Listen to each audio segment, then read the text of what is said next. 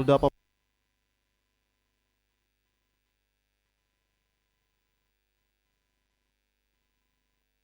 Papua Barat akhirnya mengamankan 26 jenis kendaraan atas dugaan penyalahgunaan BBM bersubsidi.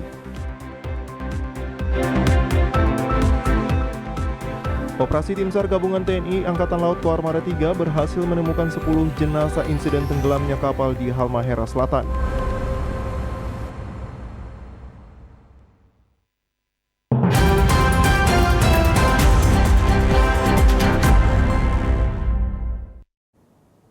Selamat petang saudara, berita Papua Barat hari ini kembali hadir menjumpai Anda. Edisi Sabtu 23 Juli 2022, sejumlah informasi dari daerah di Papua Barat akan kami hadirkan untuk Anda. Bersama saya Yanes Wihiawari, inilah Papua Barat hari ini selengkapnya. Warga Moskona Barat Kabupaten Teluk Bentuni berinisiatif menyerahkan 1 pucuk senjata api rakitan ke Polres Teluk Bentuni yang diterima langsung Kapolres Junov Siregar Jumat 22 Juli kemarin.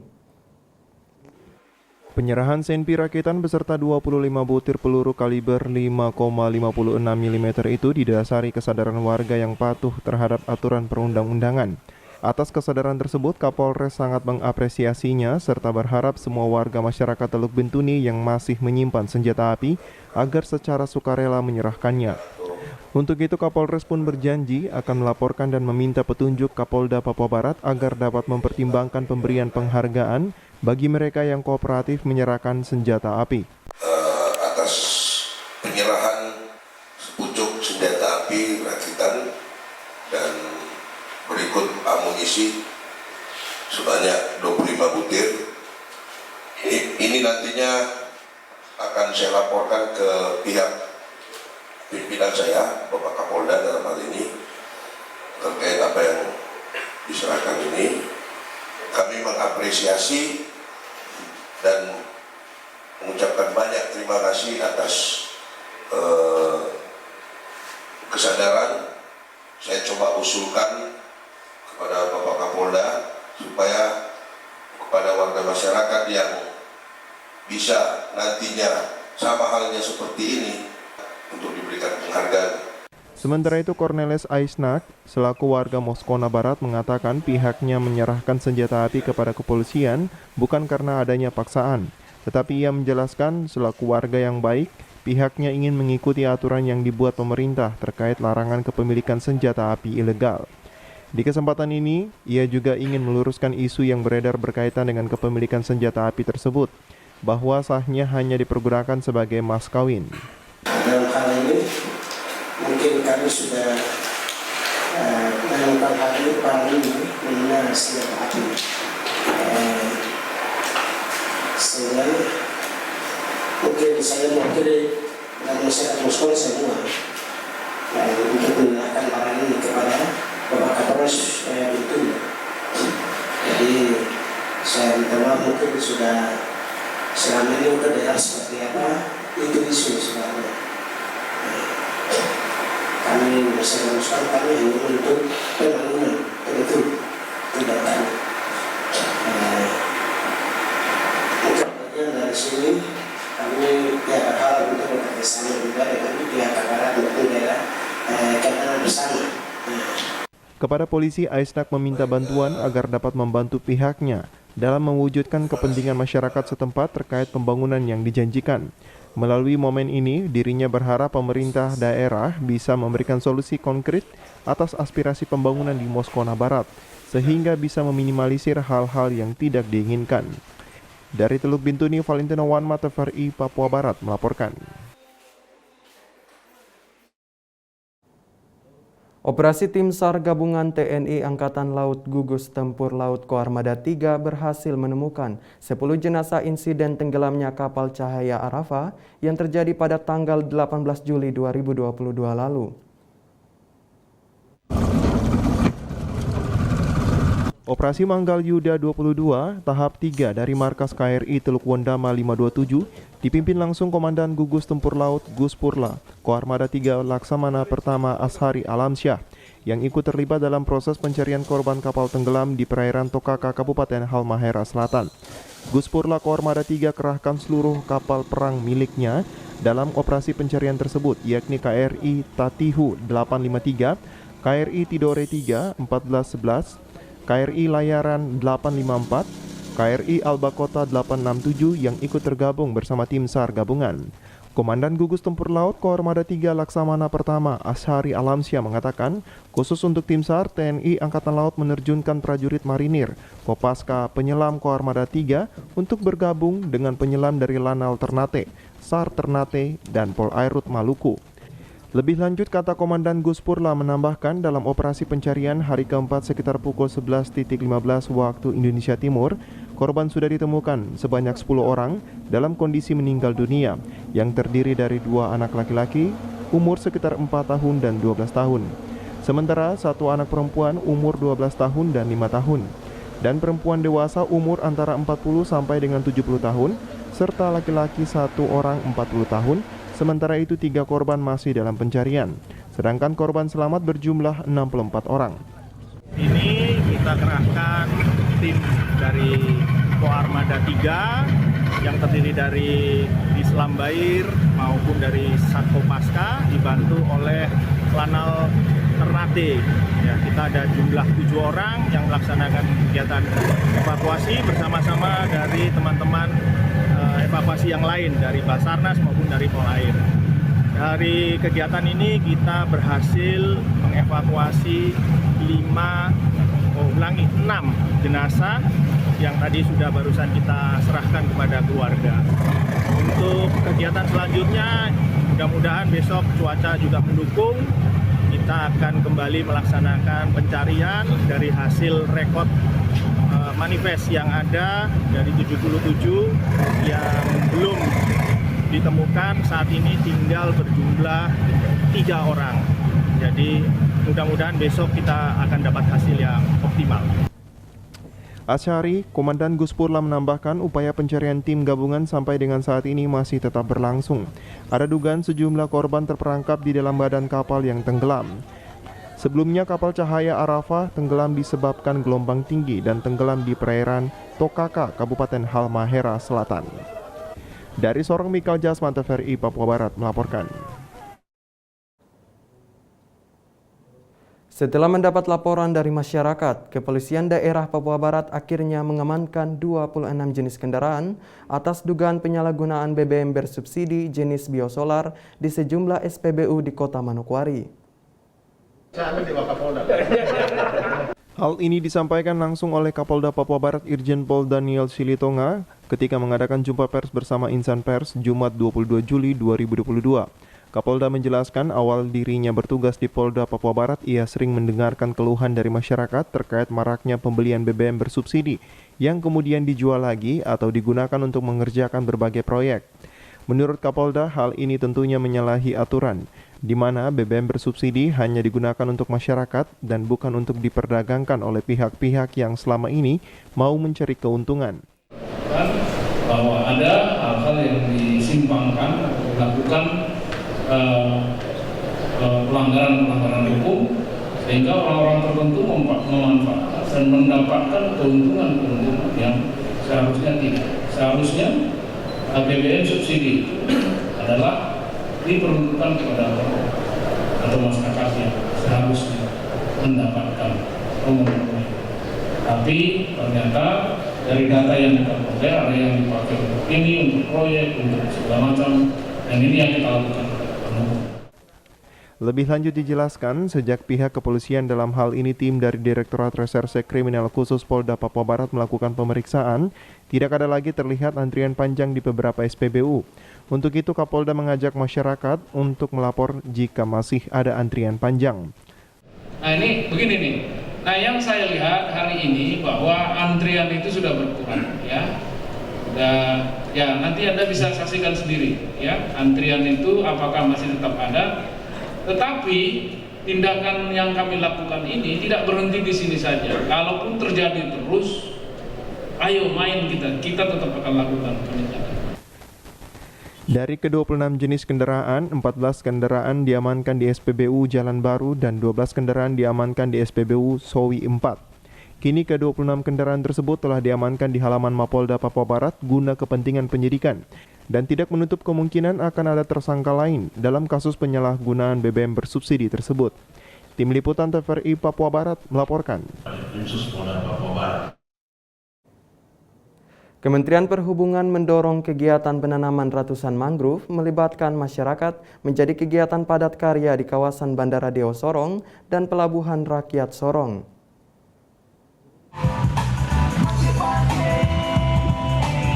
Padat Karya Mangrove salah satu program Kementerian Perhubungan yang dilaksanakan keempat kalinya untuk memelihara lingkungan sekitar kawasan pesisir bandara dan pelabuhan di beberapa titik yang mengalami kerusakan. Sekretaris Jenderal Kementerian Perhubungan Novi Rianto Raharjo mengatakan, penanaman ratusan bibit mangrove melibatkan masyarakat sekitar yang tinggal di kawasan pesisir pantai. Kegiatan padat karya diharapkan dapat menjaga abrasi di kawasan Bandara Deo Sorong dan Pelabuhan Rakyat. Ia menambahkan kawasan bandara dan pelabuhan akan dihijaukan kembali sehingga mengundang biota laut dan diharapkan ke depan akan lebih ditingkatkan lagi. Novi menjelaskan kondisi letak Bandara Deo Sorong yang berada dekat dengan garis pantai perlunya untuk ditanami mangrove untuk menjaga abrasi. Jadi ada acara padat karya ya untuk bandara dan juga pelabuhan-pelabuhan kita. Intinya adalah kita ikut memelihara lingkungan ya. Contohnya di bandara, kita dulu banyak hutan mangrove ya sebelumnya di sini, tapi sekarang banyak ada beberapa titik yang rusak. Ini kita tanamin lagi memang untuk penghijauan ya. Kita tahu kan bandara ini kan dekat sekali dengan garis pantai. Dengan adanya penanaman mangrove diharapkan ini akan menjaga abrasi yang berlaku di bandara. Dan kita harapkan juga di sekitar bandara ini kan besar kedepannya kan area-area ini akan jadi hijau lagi, akan menjadi mengundang biota laut. Sementara itu, Kepala Dinas Perlindungan dan Pengelolaan Lingkungan Hidup Kota Sorong, Julian Kelly Kambu, menyambut baik dengan program padat karya penanaman mangrove. Menurut dia, masalah lingkungan bukan tanggung jawab pihaknya, tetapi tanggung jawab bersama semua sektor kementerian, kepedulian menjaga lingkungan. Ia menyebutkan ada sejumlah talut yang berada di garis pantai kawasan bandara sudah mulai jebol, sehingga perlunya menanam pohon mangrove untuk mencegah abrasi pantai. Kelly berharap dengan penanaman mangrove, pihaknya sedang berupaya untuk menjadikan kawasan pantai dekat bandara akan dibangun menjadi laboratorium ekosistem pesisir. Nah, untuk kali ini, untuk penanaman mangrove ini yang sudah keempat kali. Dan bandara ini berada di pesisir dan kita sangat menjaga bandara ini. Karena apa? Karena pesisir ini abrasinya sangat tinggi. Dengan program ini memberdayakan masyarakat pesisir untuk tidak lagi menebang mangrove tetapi ikut menjaga, dan mereka sekarang menanam, menjaga, dan ke depan kawasan di belakang bandara ini akan kita kembangkan menjadi laboratorium ekosistem pesisir. Nah, di mana akan kita lepas ikan, kemudian udang lobster, kepiting. Nah, ini kami lagi terus membangun komunikasi dengan Politeknik Perikanan dan Kelautan. Kawasan pertama yang ditanami mangrove adalah Pelabuhan Rakyat Kota Sorong yang disaksikan langsung Sekjen Kementerian Perhubungan. Dari Sorong, Mikal Jasman, TVRI Papua Barat melaporkan. Informasi selanjutnya akan hadir setelah jeda berikut ini, tetaplah bersama kami.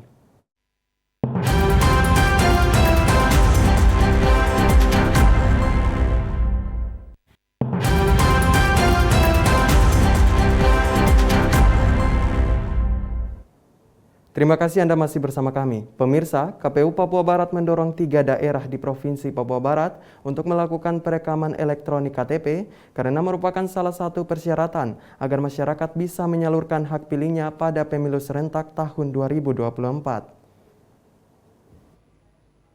KPU Papua Barat saat ini mulai melakukan berbagai tahapan sosialisasi dan juga melakukan komunikasi dengan pemerintah provinsi dan juga kabupaten serta DPR Papua Barat untuk mensukseskan pesta demokrasi yang akan dilaksanakan pada tahun 2024 mendatang. Saat ini yang harus diseriusi adalah terkait perekaman elektronik KTP. Harus mulai dilakukan dan dapat menjangkau masyarakat. Ketua Komisi Pemilihan Umum Provinsi Papua Barat Paskali Semunya mengatakan, berdasarkan Sistem Informasi Data Pemilih atau SIDALIH, yang dikelola dalam daftar pemilih tetap terakhir adalah NIK, yang dikeluarkan di Papua Barat sejauh ini masih 90% lebih. sehingga perlu penanganan serius terkait perekaman elektronik kartu tanda penduduk atau IKTP.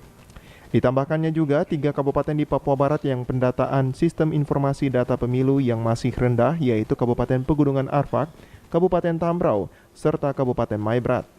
3 kabupaten ini sudah ditandai untuk dibicarakan bagaimana penanganannya supaya terupdate dalam data pemilih yang valid, sehingga pemilih bisa menggunakan hak pilih mereka dengan baik. Sidali kami yang kelola dalam DPT terakhir dengan NIK yang dikeluarkan itu masih 19% sekian. Jadi wilayah-wilayah serius seperti Pega, Tambrau, Maibrat dan lain-lain itu sudah kita tandai dalam angka yang harus kita bicara bagaimana penanganannya supaya dia terdata dalam daftar pemilih yang valid, menggunakan hak pilih dengan baik, menghindari PSU dan konflik-konflik berkepanjangan. Itulah yang terima kasih ya. Kami harus menjangkau pemerintah daerah untuk memfasilitasi kegiatan lanjutan agar langkah bersama KPU akan sosialisasi, mendata, pemerintah akan mendorong, memberi pemahaman dan menganggarkan dukungan anggaran untuk perekaman-perekaman bisa terselesaikan. Sehingga Papua Barat harus menyumbang hasil yang baik. Ditegaskan kembali rapat bersama dengan OPD teknis untuk dengar pendapat harus dilakukan agar bisa mengidentifikasi masalah seperti PSU dan konflik-konflik berkepanjangan. Karena pesta demokrasi akan dilakukan pada bulan Januari dan juga November 2024, sehingga kedua kegiatan tersebut saling berkaitan. KPU tidak berkepanjangan keliling ke TUN dan sebagainya, hanya mempertahankan DCT yang telah dikeluarkan. Kami mau dari awal itu sudah diminimalkan dan tidak boleh masalah, sehingga mereka akan kampanye dan memudahkan pemilihan nanti dan hasil juga kami hitung tidak boleh juga terlalu lama di MK karena sudah tahapan beririsan. Mau tunggu MK karena misalnya satu partai saja yang digugat itu kan keputusannya kolektif, tidak bisa KPU tetapkan hasil kursi sampai putusan MK selesai dulu. Ini yang harus kita bicara dari sekarang. Maka DPR sebagai yang punya peran, nanti kami menjangkau MRP dan seterusnya. Mari bicara kepastian hukum dalam pencalonan Gubernur Papua Barat sejak sekarang. Apakah 9 fix dengan PKPU khusus atau 7 kembali 2017 kami menggunakan Perdasus dari Papua, padahal di sini ada Provinsi Papua Barat. Target minimal sengketa Bawaslu maupun di MK itu tidak bisa, maka pencalonan gubernur akan berjalan tertib, lalu sampai ke pemilihan. Bahkan hasilnya kan sudah dihitung dengan berakhir AMJ. Pemerintahan ini harus diisi dengan hasil pemilu yang definitif. Saat ini diharapkan ada kolaborasi sistem kerja. KPU akan mensosialisasikan tahapan, sedangkan pemerintah akan mendorong, memberikan pemahaman dan mendukung anggaran untuk perekaman IKTP sehingga bisa terselesaikan.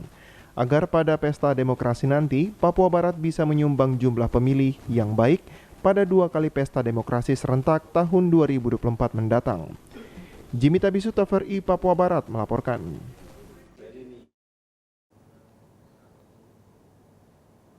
Pemirsa, pada Hari Bakti Adiaksa ke-62, Kejaksaan Tinggi Papua Barat memaparkan beberapa keberhasilan, antara lain capaian pada bidang umum dan intelijen, serta capaian kinerja pada tindak pidana umum dan khusus. Hasil capaian kinerja yang dilakukan oleh Kejaksaan Tinggi Papua Barat pada Jumat siang kemarin bertepatan pada Hari Bakti Adiaksa ke-62 tahun 2022.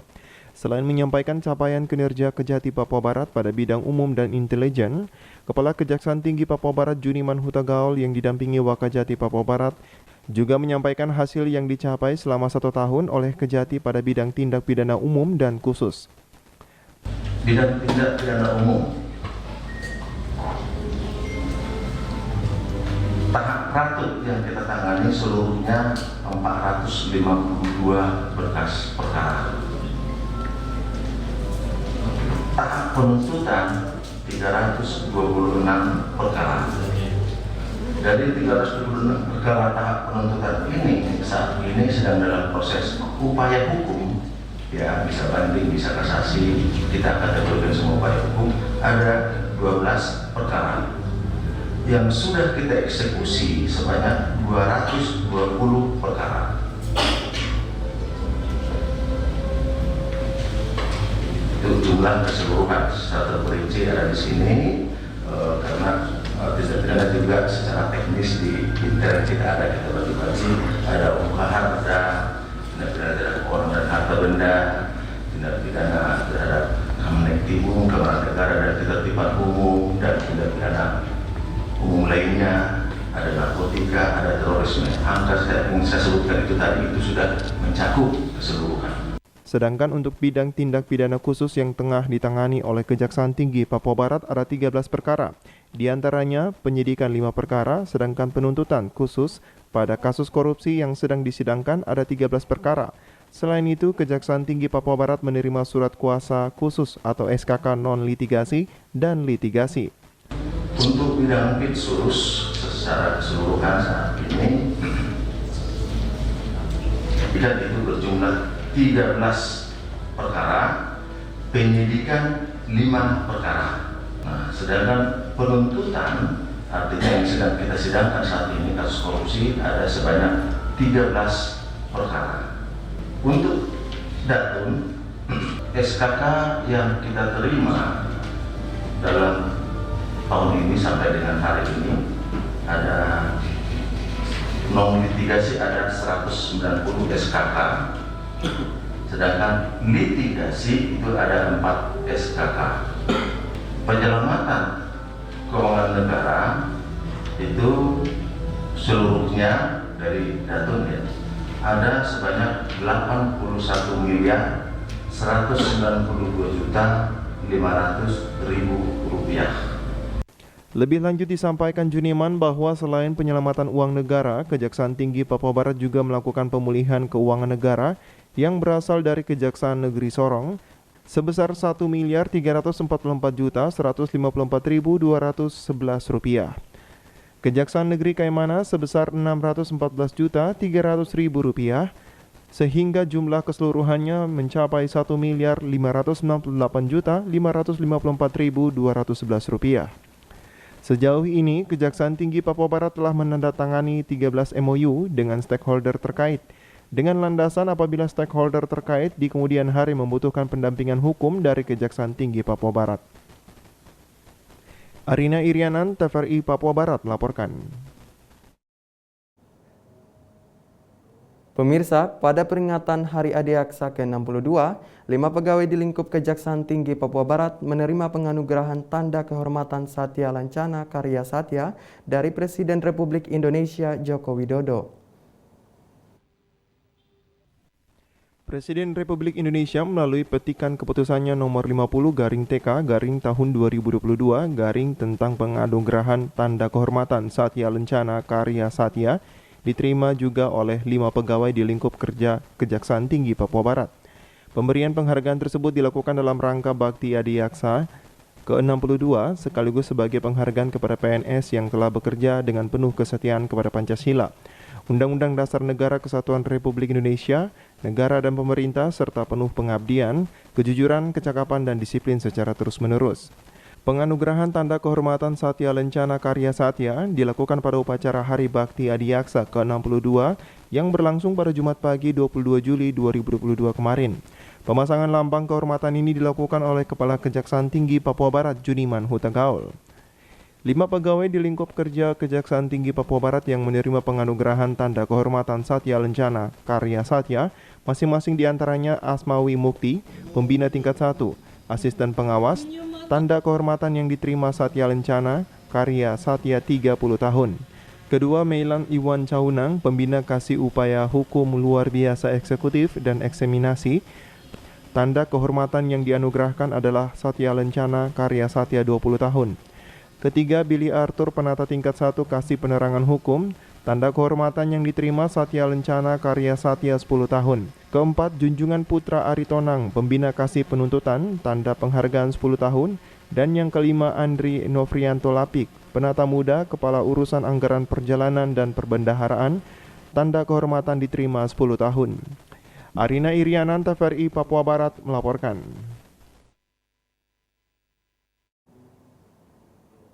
Kepala Kejaksaan Negeri Teluk Bentuni, Joni Suebu menyatakan pihaknya siap melaksanakan 7 perintah harian Jaksa Agung yang disampaikan melalui sambutan dalam rangka Hari Bakti Adiaksa ke-62 tahun Jumat 22 Juli lalu.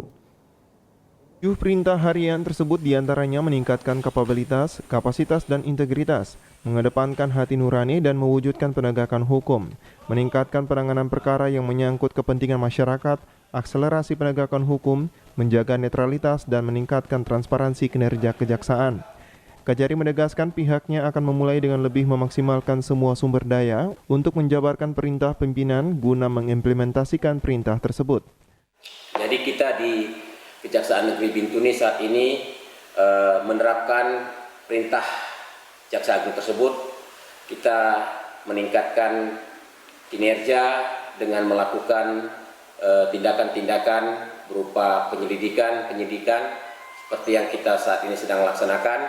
Di samping itu juga kita melakukan pencegahan dengan melakukan pendampingan kepada OPD yang terkait yang ada di Teluk Bintuni ini. Kita sudah melakukan sosialisasi kepada mereka, dan jika mereka membutuhkan pendampingan ataupun pendapat hukum ataupun pengamanan proyek yang mereka kerjakan, kita bersedia. Kajari mengungkapkan pihaknya seyogianya berupaya maksimal agar tidak terjadi tindak pidana khusus korupsi di wilayah hukum Kejari Teluk Bintuni.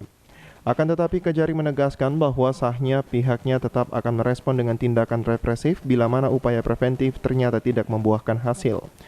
Namun setelah nanti kita melakukan sosialisasi, tidak ada respon dari pihak terkait, kita akan melakukan tindakan represif, yaitu penindakan dengan melakukan penyelidikan terhadap tindak pidana korupsi yang terjadi. Jadi saya harapkan pihak-pihak yang terkait termasuk OPD di Teluk Bintuni, mari kita membasmi korupsi bersama, menegakkan keadilan dan mengedepankan hati nurani di dalam melakukan tindakan khususnya dalam penegakan hukum. Mari di Bintuni ini kita jadikan hukum sebagai panglima dan menjadikan Bintuni ini menjadi contoh penegakan hukum yang manusiawi, humanis, dan profesional. Kajari mengaku kepada seluruh lapisan masyarakat untuk bersinergi dengan kejaksaan dengan cara melaporkan setiap dugaan tindak pidana korupsi yang terjadi di wilayah Teluk Bintuni. Serta Kajari pun mempersilahkan kepada masyarakat yang ingin berkonsultasi terkait hukum bisa mendatangi kantornya. Dan Kajari menjamin bahwa setiap konsultasi hukum yang diakses masyarakat tidak dikenakan biaya alias gratis. Dari Teluk Bintuni, Valentino Wan, Mata TVRI, Papua Barat melaporkan. Saudara, tuntas sudah perjumpaan kita dalam berita Papua Barat hari ini. Mewakili seluruh kerabat kerja yang bertugas, saya Enes Wihiawari pamit undur diri dari hadapan Anda. Terima kasih atas kebersamaan Anda. Sampai jumpa.